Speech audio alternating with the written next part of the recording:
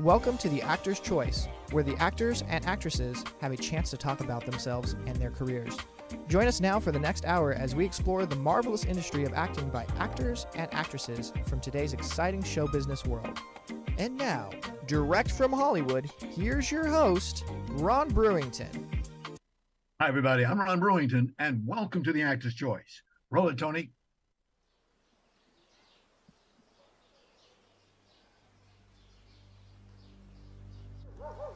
Rebus Sala Pizza Generator. Let's do ooh.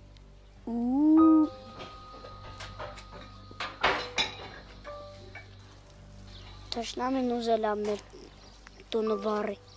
Шушватуну. Ladies and gentlemen, my first guest today produces documentaries. Now, you've just seen a short clip of Diaspora Films' presentation, The Desire to Live. Now, this award-winning project is helping spread the message of the country, Armenia's many struggles, especially that of its native people. Ladies and gentlemen, please welcome director, producer, and writer, Peter Bahlawanian. Greeting, Peter, and welcome to The Actor's Choice. Hi, Ron. Thanks for having me. I'm happy to be here with your viewers and share and spread our awareness of what's going on in Armenia and in Artsakh. Are there any current events? Can you talk about some current events going on in that country right now, please? Every day there's something new developing there. Today, yesterday, there was ceasefire violations where the Azerbaijanis attacked again civilian farmers, just for no reason other than the fact that they have this blockade set up for over 3 months, and their goal is to basically drive everybody out and take over their lands. My God. Oof. I had to stop and think about that. There's so many things going on in the world today. North Korea, South Korea, Russia, Ukraine. I mean, there's just so many things going on right now. And it's great to see people like yourself. I read your bio. I must acknowledge that you are trying to put an end to what is going on right now. And you're doing it by using a documentary. And we thank you for that. We thank you for that sincerely. The power of film. I mean, the power of film definitely conveys the message across, especially people that have no idea about the region, about history, about what's going on in the last 10 years. And I feel like just watching one documentary, you kind of get a sense of what's happening. And maybe with our documentary, it's more of a voice to the unheard, to the people that don't have voices. We figured that was the best way to get the message across. You just answered my first question. And what got you into creating documentaries? I think documentaries is my favorite form of film, honestly, especially if I'm making them. I love watching comedies and laughing, but I do enjoy watching something that's going to teach me something. And usually a documentary is something where I pick up information and knowledge. And that's why I'm in the documentary field, trying to spread that to others. Okay. Now, you were born, according to what I read, Montreal, Canada? Born and raised in Montreal, Canada, moved to California at the age of 24. Okay. And somewhere in your life there, you went to a movie that you put together, a documentary as the associate producer. It was called Motherland. Correct. Motherland. It's another powerful film that we released just last year. Again, it's based on journalists from the States that goes back to Armenia and talks about his perspective and his experiences of what's happened since the war, that 2020 war that Azerbaijan attacked Armenia and Artsakh, and everything else afterwards. Wow. You came from a tremendous family, as I read your bio, and I understand that you are the grandchild of orphans of the Armenian genocide. One story that basically a lot of Armenians in the diaspora relate to. Both of my grandparents from my father's side were both orphans.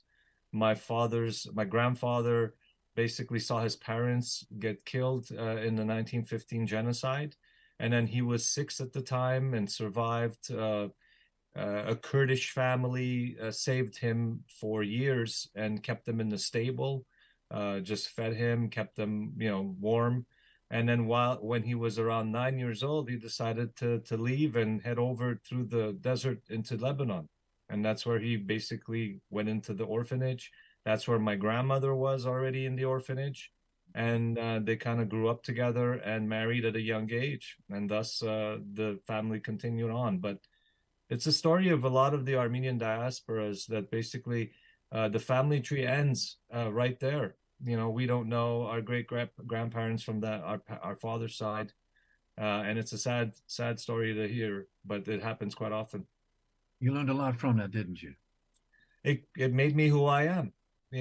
Growing up in Montreal, it was a difficult way of dealing with our identity, being Armenian without a country, being part of the Soviet Union back then, since it was a state, a republic of the Soviet Union. My parents were both born in Lebanon, but I'm not Lebanese. It's try to explain that to people, and I'm born in Canada, so it kind of confuses everybody. But it was part of who I am, and it is part of who I am now, actually, as an identity. Let's take you to 1992, because you got involved with an event called Lisbon 5, Not About Terrorism, a short film that you did. Yes, that was when I was in film school, and it was my last thesis film of my third year, and I decided to dedicate it to a story that I knew well, and it's basically about how Armenians are just trying to fight for their identity, and within that fight, people make some tough decisions, and some decisions that probably they won't be faced with on a normal situation. Mm-hmm. And the story is just a short film about a family and how they're dealing with it and the pressures of the community. I see. 1998, you started the first annual Armenian Music Awards. Please tell us about that. I had moved to LA a few years already, and I realized that we weren't getting that much good press, and I didn't feel like Armenian entertainers or Armenian artists had an opportunity or a platform to use to dedicate their talents towards and try to make a living off of. At one point, the Armenians were very well recognized within their community as wedding singers, and basically I decided to come up with the Grammy version of Armenian version of the Grammys, basically, and started the Armenian Music Awards. Everybody thought I was a little crazy, but it went for 10 years, and it was the hottest show for a decade, giving opportunity to a lot of talent and spreading awareness of cultural identity towards anybody. And we were broadcasting around the world, so it was a pretty big deal for the Armenians. Yes, indeed. You were the director, producer, and writer for 9 music awards? 8 music awards, and then the last 2, I was the executive producer for the last 2. Wow. Okay. Desire to Live, the documentary. Tell us how you got started with that. The war happened in 2020, at the end of the year. When the attack happened, all the Armenians in the diaspora all over the world were helpless. We basically were caught off guard. We know, there was a long war when the republics broke down and they fought over the land, and that lasted 3 years. 100,000 people had died in the 90s. And then once that war ended, we thought that, okay, well, let's put this behind us and let's try to build our country and work and towards peace. And that's what most of the Armenians have done, is focus on peace and building their infrastructure and education and healthcare in the country. And most importantly, staying democracy of the country was a very important factor. That's why there was always a fight to keep it democratic. So 30 years later, Azerbaijan attacks, and all these Armenians around the world now feel like, how could this happen? And I was in the same boat, and I felt like I felt helpless. I didn't know what to do. I tried whatever I could while the war was happening. But the minute the war ended, I knew that there was a story to be told, because I knew that for now it was just a ceasefire. And it just showed in the last 2 years that basically literally was just a stop in the war. It continues, the torture continues, the torment continues towards the people of Artsakh. And I need to tell that story. So I found my filmmaker, the director, which is a native of Stepanakert, Artsakh, and she was just working on with the Artsakh television, local TV station at the time. And I saw some of her footage that she had posted, and I fell in love with it. I love the way she told the story. And I basically reached out to her right away, immediately, and asked her if she wanted to work on a project with me and continue on. We actually started it with a web series. So we would release an episode every week for maybe 30 weeks in a row.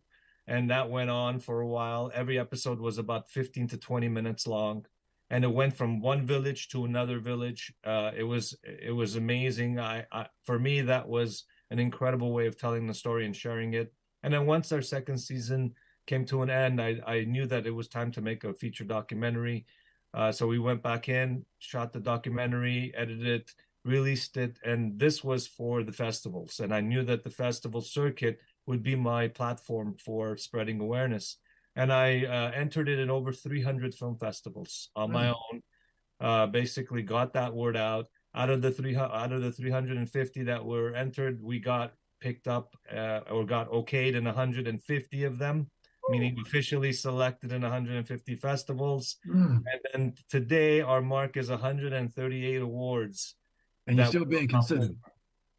There's still a few festivals left this year, but in general, I think we've come to that end of that festival circuit.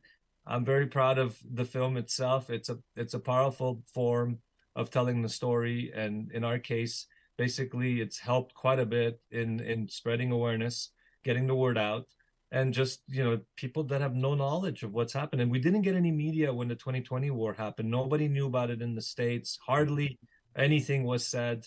Mostly it was the Armenian diaspora spreading awareness, and that's tough. You need the major networks to talk about it so that people know. And I felt like I had to do my part, and that's where we're at right now. And we have 3 seasons. We did another season afterwards, so we have 3 seasons on YouTube available for free for people to watch, over 40 episodes, and a feature documentary. Another feature documentary in production right now in Artsakh, while behind the blockade, telling the story of the state itself, the people itself, and of about 100-year history, so that you get more of an idea of what's happened. It's ongoing. It's a struggle. We have to continue to fight this struggle, to maintain the fact that these people are there, and we got to avoid another genocide, because that's what I'm thinking. The plan is if the people don't leave that area, the Azerbaijani government, which is led by a dictator, he's ready to go in and pretty much kill everybody there and take over the lands. It's as brutal as that. It's as brutal as the barbaric days back in the day. Wow. The title of your movie, The Desire to Live. Interesting. Very good. Interesting. Yes, the title actually came up while we were doing some of the interviews, but it was really the idea of my filmmaker Mariam Avedisyan's mom that said that would be a great title, and we went with it, and that was it. It stuck. It really is a great title. It really tells the kind of what the message we want to say in our film. And our next film this also has a great title. It's called the Right to Exist as a Nation.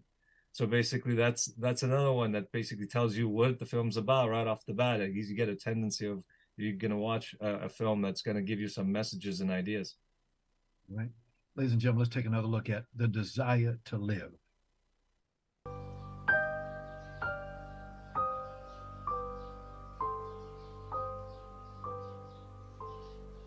Deşütüz gelsebet niye kaçet onu. Korsu yeri hotuzda saçması. Ana yesüzde semkem.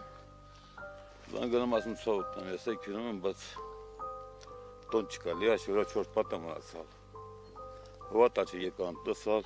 Usk salasın diye hakikaten. Asmaz. Wow. I love to go to movies myself, but I love documentaries. I mean, the documentaries, you just do the work. You do a great job. And one of the things I wanted to ask you was, where do you get your ideas from when you're doing these kind of projects? I think it's just what's happening today in today's world. I find that movies should always have a message, and the message should be part of who you are and what you're going through. So if you're dealing with some issues and problems, I feel like a movie is a great way to express those ideas across, and maybe even ask for help or spread awareness or give ideas or suggestions to people that don't know. And I feel in our case, this was the way it worked for me. I mean, I really looked inside of me and saw what I needed to say, what I was really upset about, that the world didn't hear us and didn't recognize what was going on. And I felt like that was probably the main driving force why this film was being made. Right. One of the things that you need in documentaries is funding. Tell us how you get it and how can they help you? Yeah, well, I've been a producer for a long time, and at first it was very difficult to figure out how to get funding. Obviously, funding is always crucial. You don't have money, you usually don't have a project finished. In my case, I started off with my own money. They always say producers shouldn't be putting their own money into their own projects, Yes. except if they really want that project and believe in the project and don't really care that if you're going to make money on it or not. And that was my attitude with this project. I really didn't approach it like I'm making a film and I want to get a return.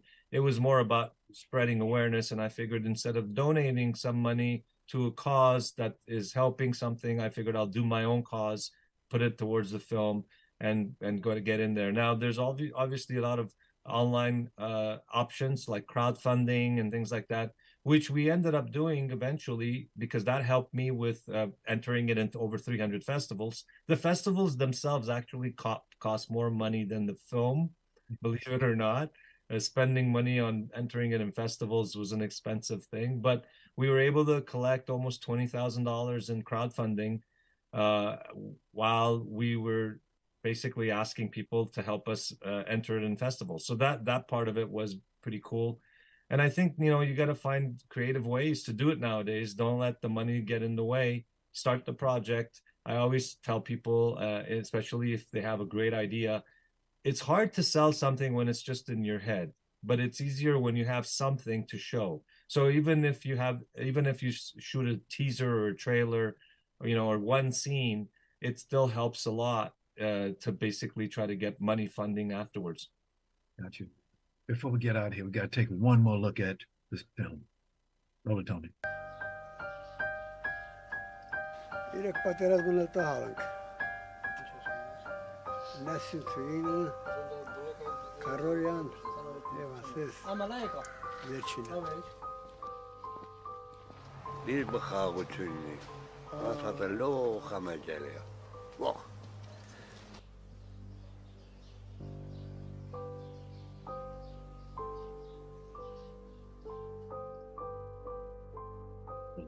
Marvelous, marvelous, marvelous.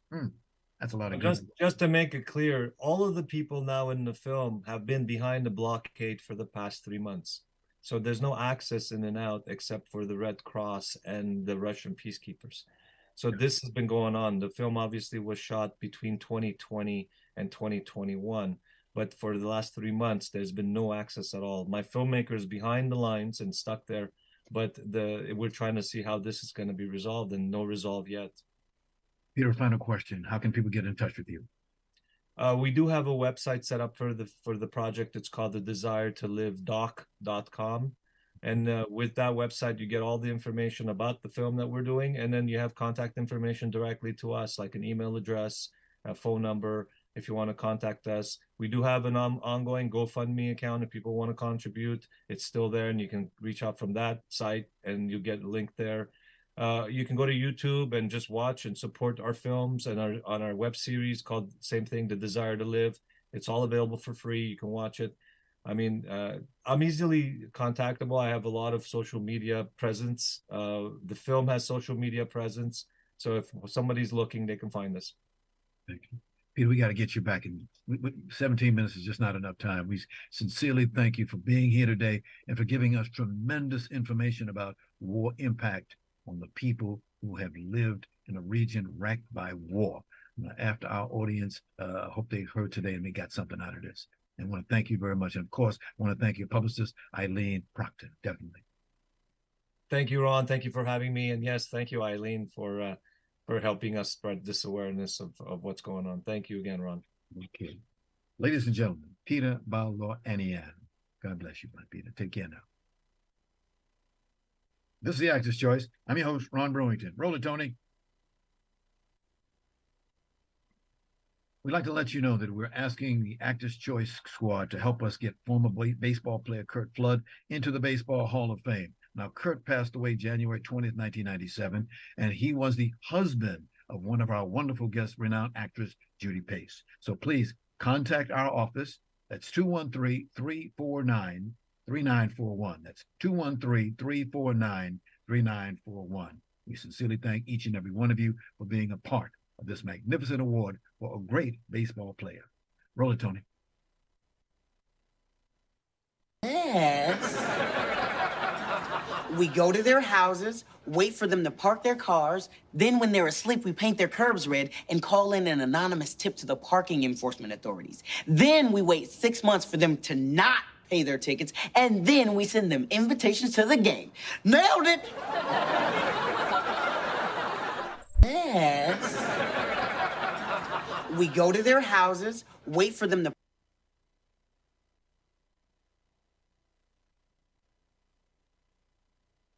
Okay, we have a little small problem, a glitching problem. There we go. Okay.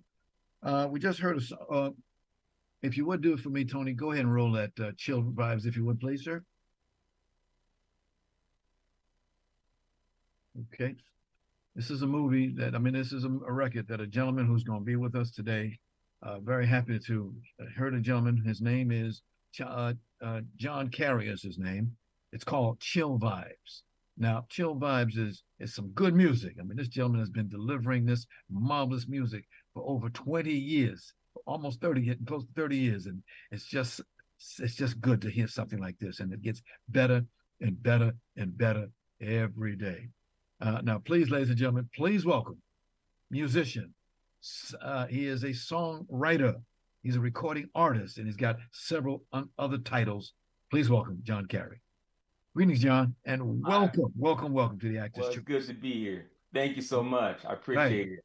Glad you got here a little bit early, but thank you so much for being here. That's fine. Not a problem. First of all, please tell us, where were you born at? Chicago, Illinois, South Side. South Side. Oh my goodness, my goodness. That's that little. There's a picture there. That device that they have right there. I see a lot of people. They out doing that. That is really great. They like to see that. Yeah.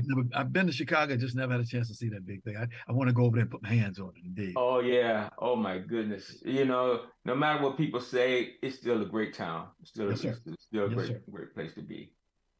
John, when did you first get into the recording business? What made you do that? Wow. I started writing songs at probably about 14, 15 years old. And always kept a booklet, always kept a little book around with me, just continue writing.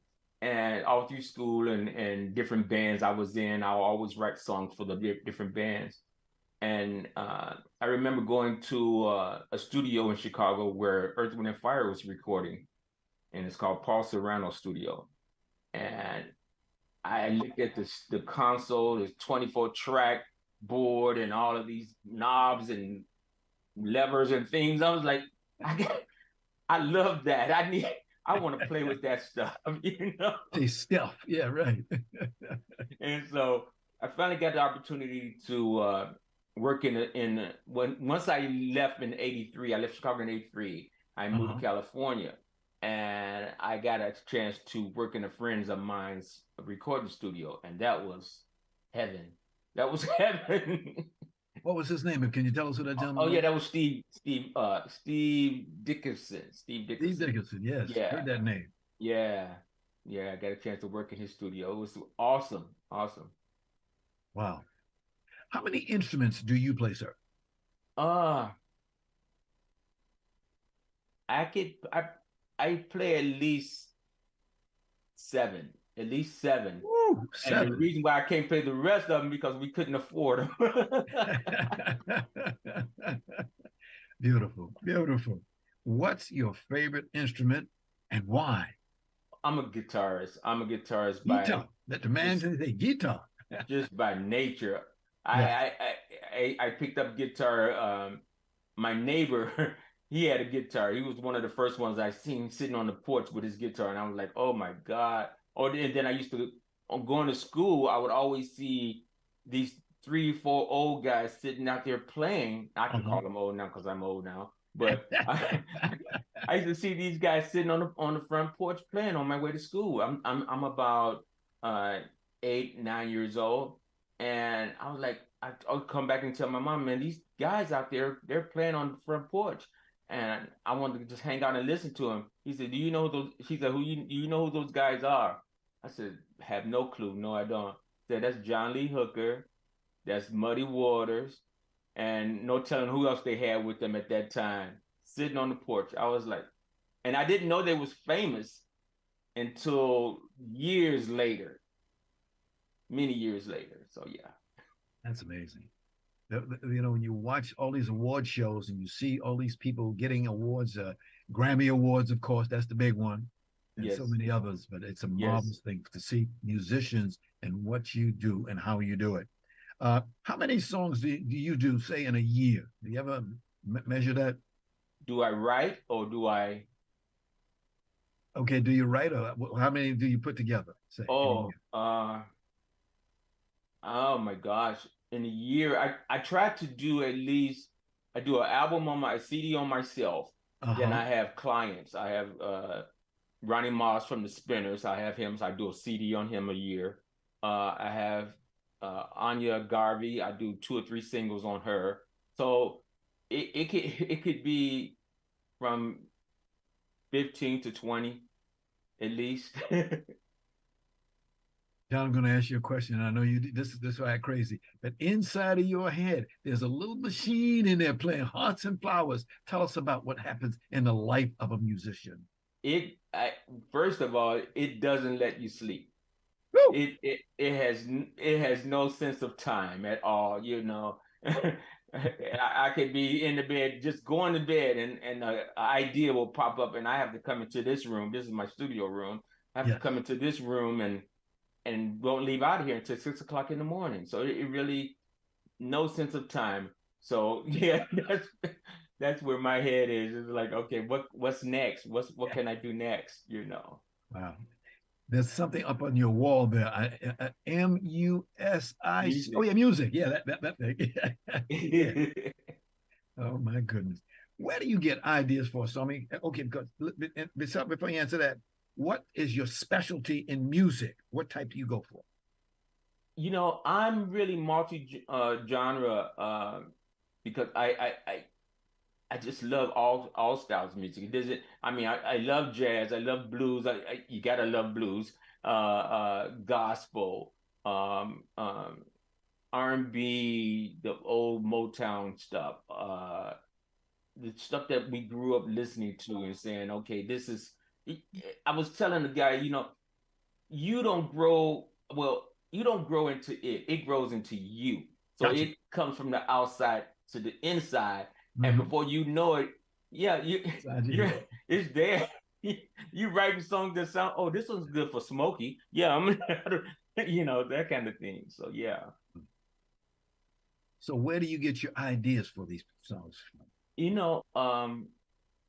A lot of times, I just kind of watch what's going on. I watch what's going on in politics. I watch what's going on in the world today, and it could be a phone call. I could have a phone call. Just you and I could be talking, and you could say something that would strike me. We're like, oh, that sounds like a song. That sounds like that would be a great song. So yes, it's a lot of little things, those little things that come into play. Wow, interesting. Yeah. Interesting. My goodness. Over the years, you've seen a bunch of changes. Can you tell us about some of them over the past decade? Yes. Over the years, I've seen musically, I've seen people passing the torch. And when I say passing the torch, I've got a chance to meet so many different people that I had their albums and I had their, I only knew of them from TV. And anytime I talk to them or would have a conversation with any of them, they come to me as help, Yes. It's like, how can I help you, young man? And, you know, and so I take that and I try to pass that on to others as well. So wow. There's a gentleman who I know from Texas, a guitar man. His name is Johnny Clyde Copeland. Do you know that gentleman? yes, Johnny Copeland, for sure. I know Johnny Copeland. Johnny Copeland was playing with a guy from Chicago. Gosh, oh gosh, I'm gonna get his name wrong, but yeah, love Johnny Copeland. Oh yes, love Johnny Copeland. His and band his daughter, is awesome. His daughter. Oh, do I know his daughter name? Yeah, she's a singer. She's a singer. Oh, she is. Yes. Okay, I have not had the pleasure of meeting. That's okay. Her. That's all right. That's all right. You do soundtracks, don't you? Yes. What kind on what movies or things that you're doing on? Oh gosh, I've done only a couple, and I've done the independent movies. I was married to a filmographer, and so she did a movie, and I did the soundtrack to her movie called Assumptions. And I actually played in that movie. Actually, was one of the actors. My first time saying, "Oh, I could do this." I said, "So what part I'm gonna play?" She said, "Oh, well, how about the hobo, the guitar player hobo?" I was like, "Really?" I had all the parts to play, but it worked out. Okay. It worked out. You got a song out. It just recently got your hands on it. It's called "I'll Be the One." I'll be the one.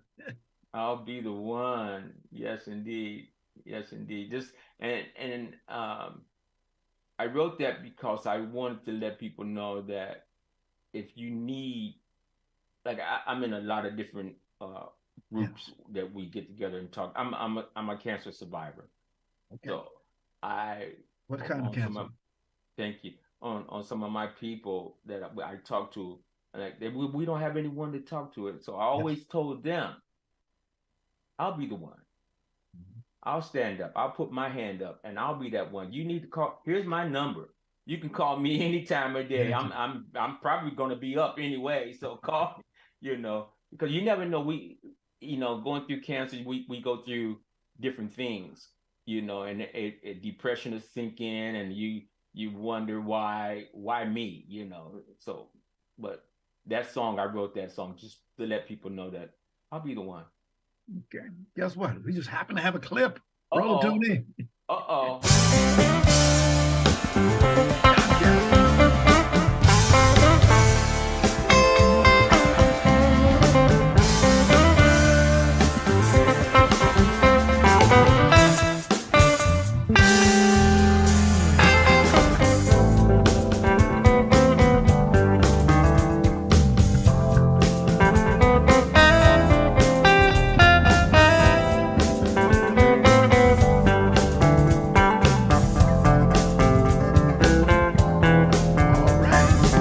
Myself a BALL. Oh my goodness. Very good work. Very good. Yes. And how long did it take you to put this song together? I put that together probably within 3 days. Within 3 days. But within 3 days, because I wanted to use my drummer in my band, and then I wanted to use my bass player. So this new technology of recording now is like nobody has to be where you're at. You can just send everything out via internet, and they get it, and they lay it apart, and they send it back to me. I put it back in my computer and fix it all up, and that's it. It becomes the record. John Carey, want to thank you very much. It's been an honor and a real pleasure, sir, to have you as a guest on our program today. I'm still patting my feet to the beat of your music.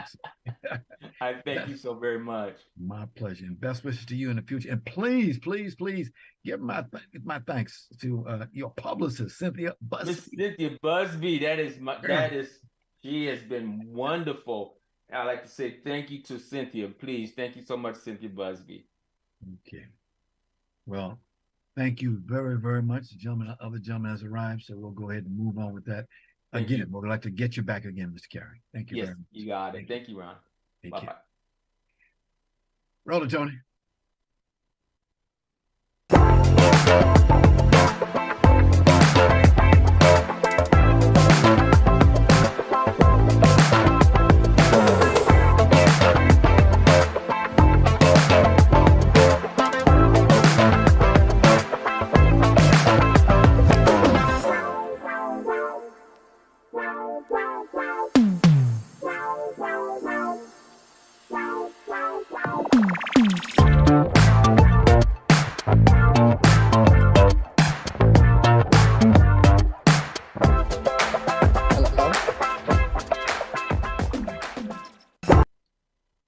Ladies and gentlemen, for more information about the TAC Roll Code channel, please call us at 213-349-3941. That's 213-349-3941. And we thank you.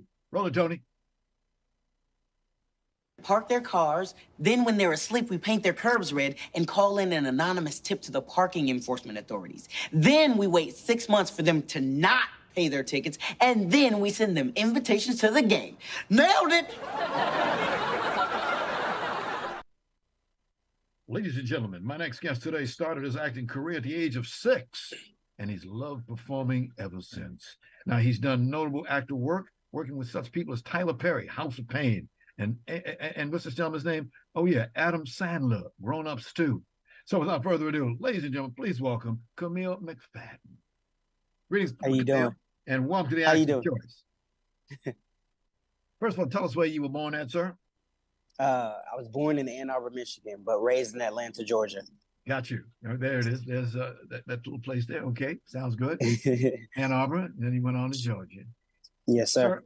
Before we begin, I just want to let you know that you are the second McFadden that I've ever met. Now, the first one was part of a singing group, best known on the Philadelphia International Records label, McFadden and Whitehead. Had a song called Ain't No Stopping Us Now. Is that any relationship to you, sir? I don't know. I've had conversations with a lot of people asking if I was related to them. Me and my brother would always say yes, just because, it's not that many McFaddens that you know. Exactly.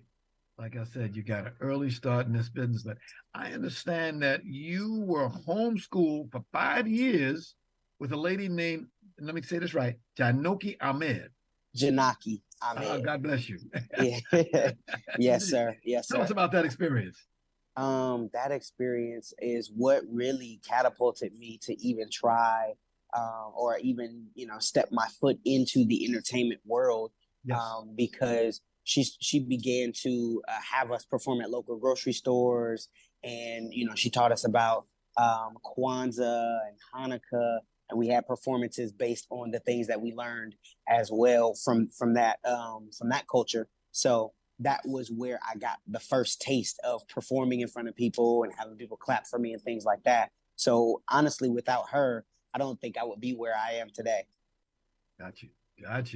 Now, roles, you've got a lot of roles. You've had some. Tell us about the roles that you like to do. Comedy has always been a strong suit of mine. On Casey Undercover on Disney Channel. That was a staple. I was really a fan favorite. A lot of people would come up to me and say, "Oh my gosh, we love your character. He's so funny," and they just looked up to him. They're like, "Man, he really is someone that doesn't quit. He gives 110% all the time, and he's always himself." So that is one of my go-tos. I would love to, and have been working towards transitioning to dramatic roles as well, just to show that duality that I can do both. Yes. I take it without knowledge, after looking at all the stuff you've done, you're having a good time at what you do, don't you? Absolutely. I'm having a great time, and I couldn't see myself doing anything else, honestly. Got you. So what do you do in your spare time? Reading, working out, playing basketball, video games, bowling. I try and do things that help me stay present as much as possible and not get too caught up with the future. Just so that I can continue to have the time of my life. Okay. Do you do any stage work? Oh, yeah. I started in theater, actually. I started with a theater group called Youth Ensemble of Atlanta. And that's where I honed all of the skills that I learned from, I call her Umi. Janaki Ahmed, Miss Janaki Ahmed. Always got to put the respect on there. Amen. Amen. But so I transitioned to the theater group, and I did that from like about 8 to 15. So I had 7 years of training on the stage before I took the realm or the route to go film and TV. Got you. The year was 2009. You got involved with a movie called A Peacock Feathered Blue, a short film and family. Yes. Yes. Yeah. You got your first IMDb film credit too. Yeah. And that was just based off the connections that my mom and I had made during that time in Atlanta. So I was fortunate enough to, again, have that be my first credit and really never stop after that. Got you. And one of the things that I love about you and with other people that we do on the show, having support from their family and friends in what they're doing. That's great. Yes. That Very necessary. Okay. That's one of the keys that I get all the time, or the questions I get all the time is, what is necessary to really be able to excel in this business. And I always say your support system is everything. If you don't have the support, then you can't get as far as you need to go. Got you. Who are some of your fans that you like to look up to? I love Will Smith. I always loved the way that his career was crafted. Him being able to do both film and television. I mean, dramatic and comedy as well. So I love that duality, and that's how I would love to craft my career. It's similar to that. Viola Davis, Angela Bassett, Jonathan Majors, he's doing great work right now as well. The late great Chadwick Boseman. So I have my people who really have paved the way, and I just hope to continue the legacy that they started. Got you. Jamal, do you go to movies a lot? Yes. Yes. With COVID, it impacted the movie going experience, but I have made my way to the theater more often now that things are subsiding. Got you. Did you see John Wick Chapter 4 this weekend? I have not. I plan to go see it. I'll probably go see it on Tuesday. They have $5 Tuesdays for AMC, so I'm gonna go and take advantage of that. Yep. And by the way, there's an expression that we like to use. We call it WOM. That means word of mouth. Okay. So I'm gonna tell you word of mouth. Go see it. It's a damn good movie. Okay. Will do. Damn good movie. They made $73 million. That's a brand new franchise record for one weekend. And worldwide, $137,525,000. Wow. Now, it only cost them $100 million for this movie, so they done made their money back. Everything else is gravy. Man, literally. Okay. There are a lot of people watching us right now who want to get into the business. What secrets can you share with them about how they can get some work? I think the main way to secure some work is training. You definitely need to get into some acting classes. Get representation is a must as well. And that support system that we were talking about earlier.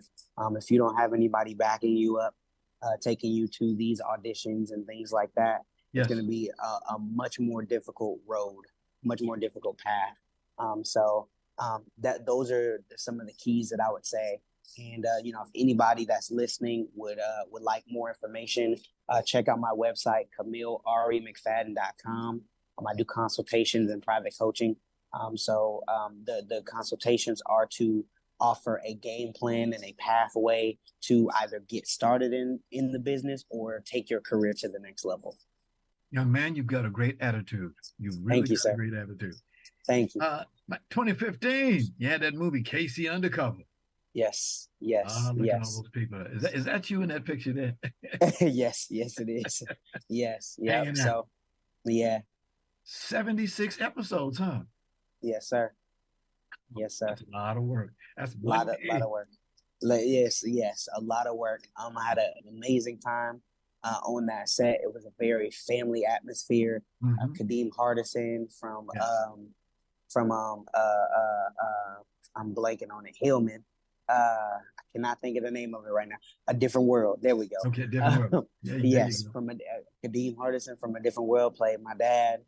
Tammy Townsend, who was in Family Matters, as well as so many other shows. She was the mom. Zendaya, of course, 2-time Emmy winner now. So it was just an incredible experience being on that set and learning from, all of these people who have continued to make strides in the business. Speaking of experience, when you're on the lot, on the set, where's the one place you like to hang out at the most? I ain't gonna tell about it. That's tough. So it's either the dressing room or it's what we call craft services. Craft services. Get all the snacks for free, and you can take some home too if you want. Yes. I had a job on Harlem Nights. And, nice. And of course, that young man, his name, I forget that young man's name. Let's see. Oh, yeah, that Eddie guy. Yeah, Eddie. Oh, wow. Yeah, Eddie Murphy. But of course, Eddie fed us good time. We paid us too, but he also fed us. I sat up there looking on ribs. I mean, you eat good on them sets, don't you? Yeah. Oh, my God. You eat amazing on the sets. It's a beautiful thing. Wow. Let's see. There's a new movie that you got out called Millennials. Yes, TV show. So it is a show about young people making their way, transitioning from that youthfulness to that adulthood and really grasping what the obstacles and challenges that adulthood presents. So it's a group of, I believe, 4 people who are friends and roommates, and each of them are going through their own thing, trying to tackle adulthood, Wow. We just happen to have a small clip. Tony, roll it. Let me just say this before we get started. You fine as hell. Superpowers activated! You guys are broker than a McDonald's shake machine. I don't identify as poor. Stop misgendering. They call me Jaheem the Postman. I seen your little package, Postman. Return to sender. Life on set. Yeah. That was beautiful. That was beautiful. Again, I just can't. Okay, so far you've had some good stuff.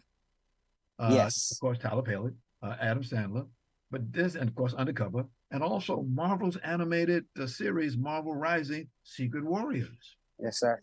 Indeed. Yes, you got sir. a good agent? Yeah, I do. Secured all those jobs for me. I wouldn't be where I am without them, so I appreciate it. Wow. I see that you have ventured into directing, producing, and writing your own projects. Yes. Acting, it can't be the only route that you take. You have to expand your horizons and really chart a new course. Because if you only pursue acting, you're limiting yourself. And I know I have so much more to offer. Interesting. Okay. Yeah. By the way, I want to thank your manager, Jerome Rowe. Yes. Great man, for good guy. I've known him a long time. He has some good people working for him. Yes, he does. One of the things that I've learned about actors, they always ask the question, what's next for you? Continuing to work, expand those horizons, make those connections, and build. One thing I'm going to quote Issa Rae. One thing she said that I love is she was like, find people who you can network across with, to people who are like-minded, have the same type of drive, hunger for just being great, and connect with those people and see what you can create from that. And, these things, there could be things that you both create or you all create, depending on how many people it is that get together and connect. who can create like a timeless piece of art. So definitely connecting, getting back in front of the camera, continuing to work behind the camera, and making sure that no talent or stone is unturned. I give all of the talents that God has given me. I display that on this earth. Mom, thank you so much for being our guest today. Great attitude, young man. Great attitude. Special thanks to your manager, of course, Jerome Robrooks. Best wishes. Okay. Thank you. Thank you. I want to thank our sponsors, Harvey Brandman Photography is an Art, Ron Irwin's Lose Life, The Way to Lose Weight, Larry Buford's book To the Future, Time Travel.